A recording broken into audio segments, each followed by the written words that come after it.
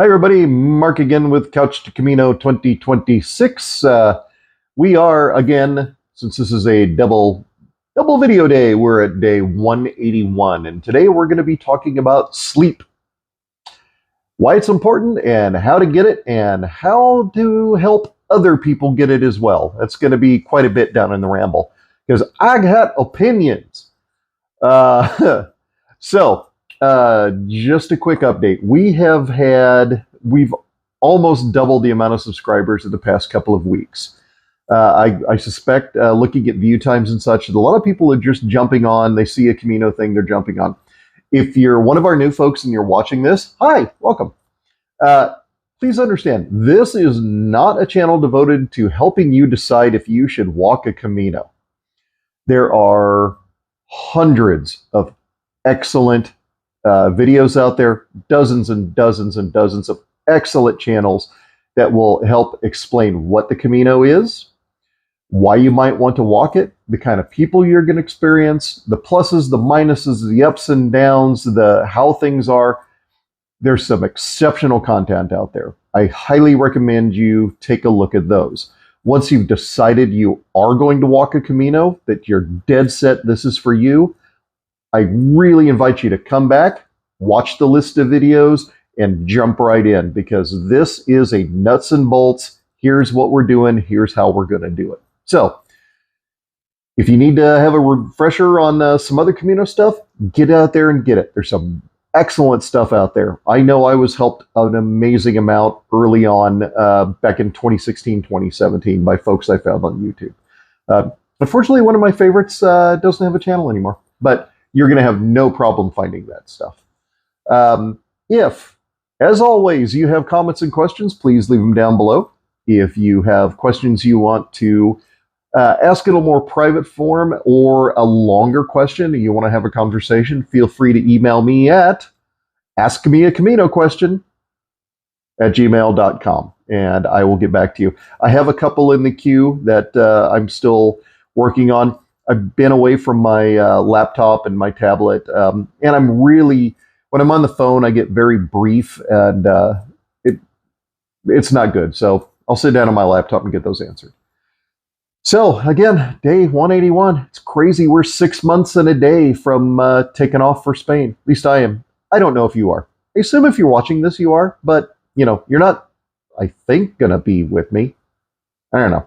Anyway, so let's talk about sleep. The TLDL, too long, didn't listen, for this week is sleep is one of the most important things for a successful Camino. And it is often sort of backburnered as, well, I just won't get a lot of sleep. I'm going to be around a lot of people. There's so much excitement, but you have to get the sleep in. And we'll talk in the ramble a bit why, but the short story is your body does most of its healing, most of its growing, most of its repair at night, and not right after you go sleepy times. It's in those early morning hours when you are deep dead of sleep. That's when the important stuff happens. You need to get as much as that as possible. If possible, keep to a standard 8, 9, even 10-hour sleep schedule. The more you do that, the better off you're going to be. So staying in albergues. Albergues may or may not provide you with bedding of any kind. So you are going to want to have, at minimum, a sleep sack. These are very lightweight, like a sleeping bag, but made of a very, very lightweight material. This one weighs 4.5 ounces, and it's big enough for big old 200-pound me. It's made of silk. Supposedly, silk will keep bugs off, but I don't know if that's true or not. I like it because it breathes really well. At minimum, you need that. You may need a sleeping bag or a quilt. Backpackers' quilts are super lightweight, super comfy, and if you're a sweaty sleeper like I am, they'll let you hang a foot out a little easier. So sleep is really hard in albergues. Really hard. I have slept on the ground in cold weather when I've been hunting. I have slept better there than some nights I've slept in albergues because I'm alone when I'm out. In the albergues, you're going to have noise, light, commotion, people around you. It is really worth working into your budget, maybe a night per week, whatever mentally, physically you require. Go ahead and get a private room here and there so you can get at least one night of deep, restful sleep. It's super important. Important. I really butcher that word for some reason. Part of that is, if you're a person like me, when I go to bed, I don't get back up again until I get up in the morning. I'm lucky that way. If you're like me, take the top bunk. Don't take the bottom bunk, because if you get somebody above you who's getting up and down to go to the bathroom 3 or 4 times a night, it will wake you up. The bunk beds are shaky, they're squeaky, they're annoying.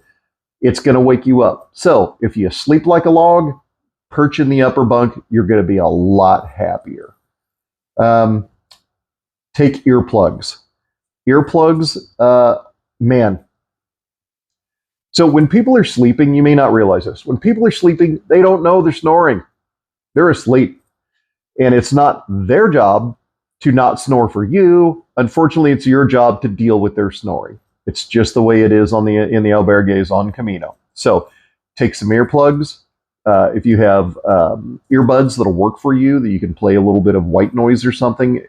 Bonus if they're the iPods or Raycons that have AirPods or Raycons that have active noise cancellation, that helps quite a bit. So pop those guys in, you're going to have a better night's sleep.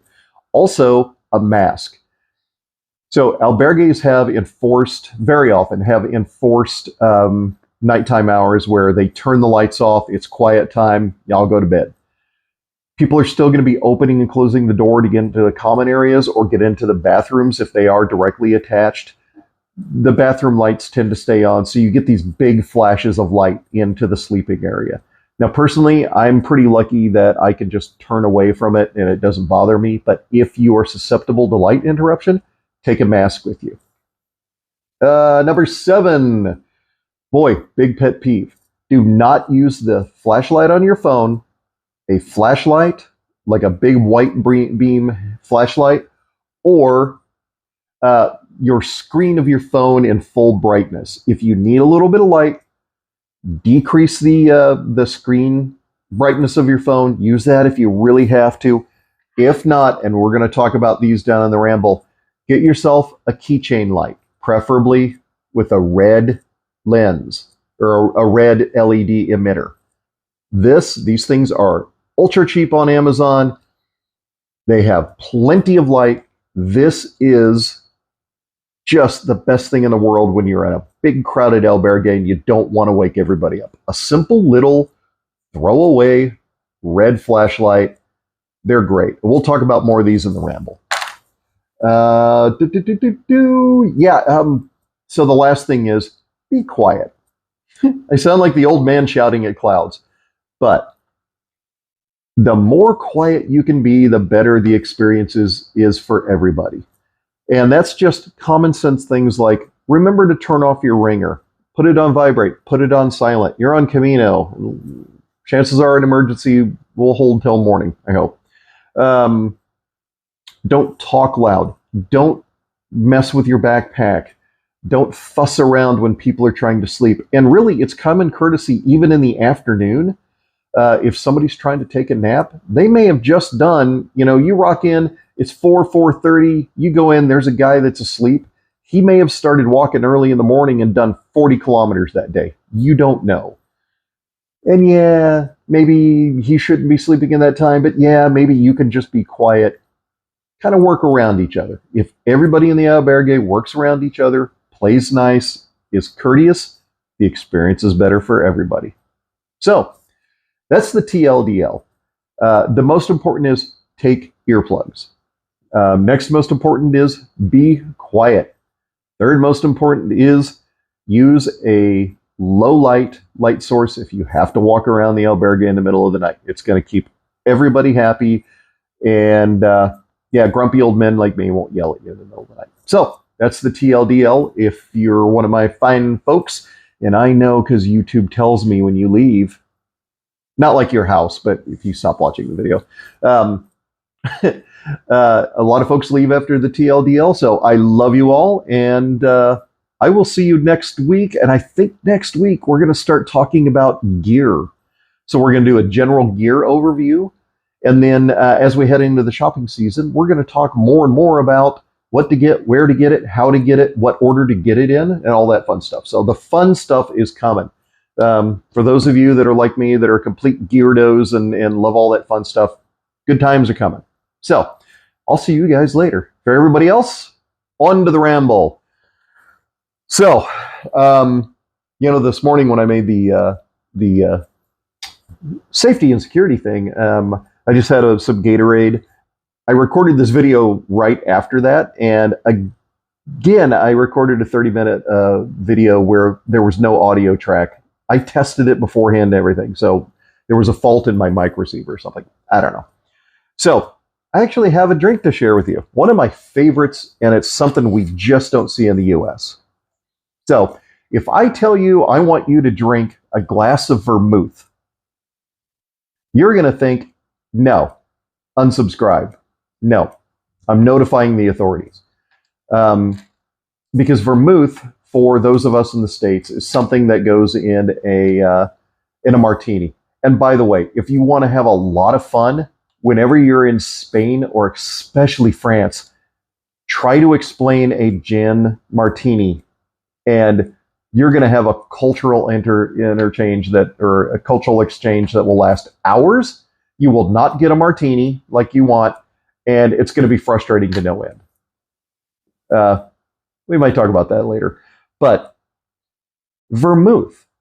Vermouth in Spain, Portugal, other places. Vermouth is a spiced, slightly fortified wine. Think of it as a port that has either white or red, that has spices, herbs, all sorts of stuff macerated, soaked in it, and then slightly sweetened and bottled. What I'm drinking now is vermouth red, vermouth rojo. This stuff is so good. It's so common in bars that there'll actually be a pull for it, like beer. And they tend to serve it in big, tall glasses over ice, usually with a slice of orange. And in some places, depending on which brand, a couple of olives, because the salinity helps bring out a little bit of the yummy stuff. This is something that every American who enjoys imbibing should absolutely try. It's amazing stuff. Oh, and what I'm drinking is that. I'll let you get a look at the name. It's always backwards. I cannot tell you how to say this. I've I've gone to bartenders in Spain and go, ¿Cómo se dice? How do I say this? And they're like, you don't. You're an American. You'll never learn to say it. But try red vermouth. Vermouth rojo or blanco. Either one. There are dozens of different kinds. In Burgos, if you look at if you're standing at the cathedral and there's the iconic, I'll put a picture of it up here. There's a picture, or there's a statue of a pilgrim sitting on a bench. If you stand with your back to that pilgrim, and I wouldn't, and you'll understand why when you see this picture. So walk 50 yards away, and there's a vermouth bar right on the corner. They specialize in vermouth. They make their own vermouth. They do have this on tap. They make their own house vermouth. They have amazing pinchos to go with it. I love that place. That's not my favorite place for this week, but vermouth is such a different thing there. It's a classic 4 o'clock in the afternoon. I'm hanging out before dinner. It's a perfect Spanish old man drink. And since I'm an American old man, I get to drink it. So there you go. So delicious. So let's talk about the ramble. Why is sleep so darn important, and why am I wasting your time making a 30, 40-minute video on sleep. If you know anything about the athletic world, pro athletes, bodybuilders, physique competitors, that sort of thing, there's a three-legged stool of training or being ready for those sports: nutrition, consistent training, and sleep. And weirdly, sleep, if it's missing from that triad, the other two are considered almost useless. Because when you sleep, say, you're 2 weeks into your Camino, you're getting short of sleep. When you're short of sleep, you're missing out on all of the good stuff. Those deep, restful hours in the early morning, your human growth hormone, HGH, spikes. Your testosterone, both sides, men and women, it spikes. Cortisol level, which is it's a stress compound hormone, I think. It is wildly catabolic, meaning it will keep your body from producing muscle and repairing other things, prevent and sometimes actually degrade slightly. All of that good stuff. When you're sleeping, deep sleeping, you're getting that human growth hormone, and human growth hormone acts on your tendons and ligaments more than your muscles, so it's repairing those things. Your testosterone is repairing the muscle damage and adding more muscle as you adapt. Your legs are going to get slightly bigger over the course of the Camino if you've got enough nutrition coming in. So you couple good hydration with really good nutrition, with really good sleep, you can come back from the Camino fitter, leaner, stronger than when you left. Not just skinny, looking like you just came off chemo. Sleep is damn near magical when it comes to this sort of stuff. So, in the albergues, as I said before, you're going to need a sleep sack or a sleeping bag. Some albergues will allow you to rent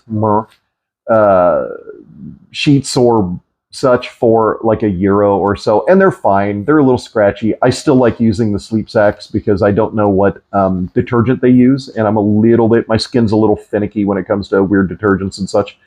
A lot of albergues, a lot of the better ones have blankets and such, good wool blankets, or cotton blankets, whatever. They just have blankets you can use.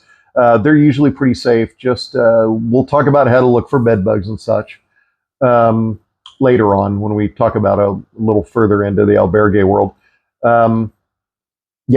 So pillows and such. I really didn't talk about pillows. I don't take a pillow because most of the albergues have pillows. A lot don't. It just seems like more and more of the albergues I'm staying at, they do have a pillow. And if not, when we talk about backpacks and how I pack my backpack, I'll show you the stuff sacks I use. I just grab my stuff sack full of clean clothes and I just use it as a travel pillow. I've never felt the need to take an extra inflatable pillow or something. It's just more extra weight when I've already got a big poofy thing full of soft stuff that just works just fine. Do not use your backpack as a pillow. Do not ever put your backpack on the bed because, as we've said often on this channel, your backpack nasty. Don't do it. As a matter of fact, most albergues have rules on not doing it. So just be aware. Earplugs. Please take earplugs. Be they your AirPods or your Raycons or whatever, if you're into the electric thing. If not, take some of these. Excuse me. Could be rude. My favorite are these little guys in the construction industry. We always just call these foamies. They're just these little foam guys. You roll them up, you jam them into your ear, and they slowly, creepily expand. You won't really understand how much hair is inside your ear until you hear these things expand inside your ear canals going crackle, crackle, crackle, crackle. It's kind of weird. You can get these at any hardware store, Walmart and such. Usually these are going to be either in hardware or over in the hunting section. Shooters use them for ear protection. They're fairly comfortable once you get used to them. I really advise, if you're going to use these little guys, for a week or so before you leave on Camino, get used to sleeping in these, because it's kind of weird if you're not used to wearing ear protection like this, in ear canal ear protection. When you swallow, when you breathe, when you talk, it's incredibly loud inside your own head. It's weird. So just get used to it, and it doesn't take very long. These are so darn inexpensive. I buy a box of 100 of them every few years, and I use them around the farm here. I give them to people when we're doing really loud work. We have a lot of metal buildings, like the green bins and such. When you hammer on them, they get loud, so ear protection helps. Throw these away. Like my next Camino, I'm going to be gone for 4 weeks, so I'll take 8 to 12 pair, maybe a few extra. They weigh nothing, quite literally almost nothing. But man, you don't realize how grody the inside of your ears are till you start pulling these bad boys out in the morning. So every couple of days, every 3 or 4 days, throw these away, get a new pack. I think I got these at Harbor Freight, and I like the ones that come in a box for a workshop that are individually wrapped. It just keeps them cleaner instead of having a whole bunch rolling around a Ziploc or something. And just throw these in a Ziploc and you'll be fine. Sleep masks, I don't use one. I'm pretty adept at just sleeping with my, I'm a stomach sleeper or side sleeper, so I just sleep facing away from the light sources and such, or open door, whatever. If you do, just get yourself an inexpensive sleep mask. Heck, if you fly premium economy or business, you a fancy person, you're going to get a mask on the plane, so just take that. Save a couple of bucks. I have seen on Amazon, they have these pretty cool, I haven't played with them because I don't wear a mask. They have these really cool looking combo, like a fleece, not fleece, but whatever, a band that you can put over your eyes to act as a sleep mask, and they have Bluetooth speakers right over where your ears are. So you can kind of use it as like put on some white noise or something and have that white noise going in the background. So it's a 2-for-1 thing. I don't think they're going to really protect you from snoring, because I don't believe they have active noise cancellation. And if they're not, the things aren't in your ears, like your earbuds, active noise cancellation really doesn't work that well. But I mean, if that's something that sounds fun to you, it's worth, spending $20 on it just to check. Go ahead. It'd be fun. Yeah, plugs, masks, all of that stuff. Let's talk about my number 2 pet peeve in albergues, and that is people using their freaking flashlight on their phone, or a headlamp, or the screen on their phone all the way bright to navigate the, I guess, treacherous way to the bathroom in an albergue. I don't know if they're expecting to be assaulted by robbers or attacked by a bear or what, but drives me crazy. Please, please, please, please, please reduce your light signature at night in the albergues, especially the crowded ones. As I said in the TLDL, these little guys, these are keychain lights. You can get them on Amazon. I bought a box of 20 of these darn things back in 2016. I did it again. Hand motion, turned my camera off. So these darn things, they're so cheap. I looked on Amazon today, and I think like a dozen of them is $9 or $10. You'd want to make sure when you get the little keychain guy that it has a red, it's not just the plastic is red, but you need a red LED emitter. This will make just enough light that you can navigate around. It throws a little bit of a spotlight. I have these on my key rings. I use them around here all the time. On my backpack, I have one for sometimes finding the Spanish locks aren't the same. So at night, if I'm out and I have a key to a place I'm renting or something, having a little light that I could use to illuminate the door so I can find where the deadbolt is and all that stuff. It's handy. I keep one in my my sleep sack stuff. And that one is usually sitting on, not this one, this is a big chunky carabiner, but I've got a small carabiner that I hook it, and I use it to clip to the bed, the bunk bed or whatever. So if I do need to get up in the middle of the night, I've got it there. And if you watch to the end of the video, I have a surprise. So seriously, get these little keychain lights. These make, if everybody had these, if they just passed them out at the door, it would make life in an albergue so much easier. I have been woken up in Villafranca Montes de Oca at 4:45 in the morning by a bunch of guys from Italy who decided they were going to try to start early walk into Burgos. I don't know why, because Villafranca to Burgos is not a fun walk in the dark. They all had these incredibly bright headlamps on, just lighting the place up like a Berlin disco. It was ridiculous. They also trashed the bathrooms. So, okay. Let's go on to the last old man shouting at clouds rant. Be quiet in the albergues at night.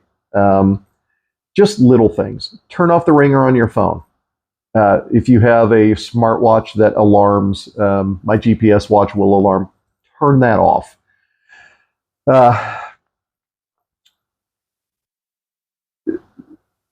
Sorry, I'm watching a deer walk across my north pasture. I'm scatterbrained as heck right now. Yeah, turn off your ringers, silence everything.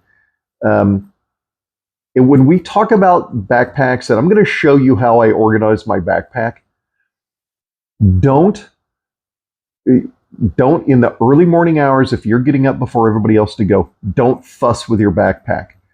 Bundle up your bedding, bundle up your sleeping bag, your sleep sack, whatever. Get your little bag of electronics, your charger, everything. Quietly assemble all that. Grab your backpack, carry everything out into the main area, like the common area. Repack your stuff out there. Don't do it sitting on the edge of your backpack making noise to wake everybody else up who's hoping to get another hour or two of sleep. It happens in every albergue. It's annoying as heck. Get all of your stuff pre-packed, with the exception of those last little bits that you could quickly grab up, get out, get packed, and go. For the evenings, same thing. If you're out late and you need to come back and organize a little bit, take your backpack, take your stuff, go out into the common areas, into the public areas, and do it out there. If you got a bunch of people already sleeping, you going through your backpack, zip, zip, zip, zip, zip, crinkle, crinkle, crinkle, gets really old. And you're not going to make a whole lot of friends doing that. Sorry, I'm playing with my laptop. The last thing, and man, this is such a weird issue in some albergues that in 2020, I stayed at the big religious albergue in Santo Domingo de la Calzada. And it's run by, I think, Dominican friars. I can't remember. They have these big, heavy fire doors, wooden fire doors, with big commercial closure, latches on them, door handles. And the friar who was working actually showed people how to open and close the door because they're so noisy. And this goes for any door in an albergue, in a shared space. This is going to seem really needlessly pedantic, but I'm going to tell you what he showed us. When you go to the door, grab a hold of the handle, open it, open the door, step through the door. I mean, amazing stuff so far, right? You're fascinated. I can tell you're loving every second of this. Once you get through, grab the door handle on the other side of the door. Twist the door handle so it keeps the latch retracted into the door. Step back, gently close the door, gently let the handle go. You have just successfully gone through a 100-pound fire door without waking everybody up because you're quiet. When you don't, those big doors go clunk. They're on big spring closure things. It's terrible. And they shake. It wakes everybody up. So, just little things like that. Be courteous to the other folks in the albergue, and we're going to all get along just fine. So that's it for sleep. Get as much as you can. If you need to, get a private room here and there to get yourself some good sleep. I had, in 2024, I had a whole run of noisy albergues. I was becoming grouchy old man, and I ended up getting a private room in an albergue in, I want to say, Los Arcos or somewhere. Yeah, it was Los Arcos. Um, I had some food in my backpack, so I did my laundry. I showered, did my laundry, ate the food I had, and I think I was in bed and asleep by 5:30 in the afternoon. And I woke up to my alarm out of a dead sleep at 6 o'clock the next morning, and I felt great for days afterwards. I just needed that good, deep healing sleep. So, if you need to do whatever you need to do it. Make sure you get that sleep in, and you're going to have a much better Camino. So, let's talk about my favorite, one of my favorite places at this time. So, I'm not going to talk about a, a restaurant or a bar. I'm going to talk about a place. And my wife is sick of hearing about this place. I love it to death. And it actually, back in around 2020, made me really want to move to Spain. Probably not going to happen, but it's a dream. In Estella. Estella is this beautiful little funky riverside town. There's some great little albergues in there. The main square, the plaza. I recommend going to the plaza in the evenings when the bars and restaurants that line the plaza, and it feels touristy, but apart from pilgrims, there's no tourists in Estella. It's just the people who live there. And there's bars and restaurants kind of surrounding this plaza, and go there for dinner. Have a long, slow, leisurely dinner. Have a coffee or a glass of wine or a vermouth afterwards, and just watch what happens. In the evening hours, people come out of the woodwork. They bring their kids. The kids bring their scooters. They bring their soccer balls.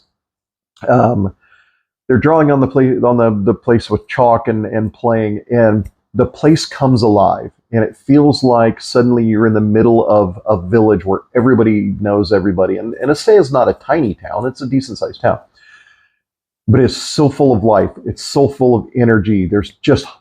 I've seen it in 2024. There were hundreds of kids out playing, running around, shouting, kicking soccer balls, having a ball, teenagers hanging out, adults sitting at the bars, at the tables, having a slow dinner and enjoying it. It was cool. It was breezy. I get why some folks who are used to the typical American suburban lifestyle experience that and just sort of go, oh, okay, that's why. And I get it. It's one of my favorite places. As a matter of fact, in 2020, in 2024, I was teasing my wife that I found a 3-bedroom apartment above a business that was for sale for 32,000 euros, and I was going to go ahead and buy it while I was there. But man, great stuff. So if you go to Estella, spend some time in the plaza. There's some great restaurants. There's some not great restaurants, but just feel the energy of the vibe. It's early on in the Camino, and then that is something to kind of look forward to in other towns as well. Villafranca de Biezo has a decent little Plaza Mayor as well. So something to explore. The last thing, I said I'd have a surprise at the end. I do have a surprise at the end. Oh, I have two. Clyde is back. He survived his Camino. He did the Camino Anglais, and then so he walked from La Coruña down to Santiago. From Santiago, he walked 3 or 4 days, whatever it was, out to Fistera. Spent some time on the beach in Fistera. Had a great time. And I have to compliment Clyde. He really understood, having done the Camino twice, he understood exactly how to do a great Camino for him. He had a scheduled date to depart the U.S. He had a scheduled date to return to the U.S. And, you know, there's always a flex day on either end where you're transitioning to and there. So he had all these days in the middle. When he got to La Coruña, excuse me. Sorry, when he got to A Coruña, he didn't have a strict daily schedule or a strict daily regimen. He basically walked every day to the point he was tired, he was done, and then he would get lodging right there. So there were days where it was very mountainous, might have been raining, he wasn't feeling the vibe. Maybe he did 7 to 9 miles that day. Checked into an albergue, had dinner, got some good sleep. The next day, he rocked it and maybe did 16 miles and then stopped. He did not barricade himself into a strict schedule that had no flexibility. He was able to be flexible on the ground day by day. And being able to tailor that instead of overly planning your Camino, man, he had a great time. He pulled it off perfectly. No notes. Okay, for the very last thing. I have more of these little guys. And I think they all work. I'll double check. So, for the first 5 people that email me at askmeacaminoquestion@gmail.com, and you're comfortable giving me your mailing address, I'll send you one of these little guys to use on your Camino. That way we can all sleep better.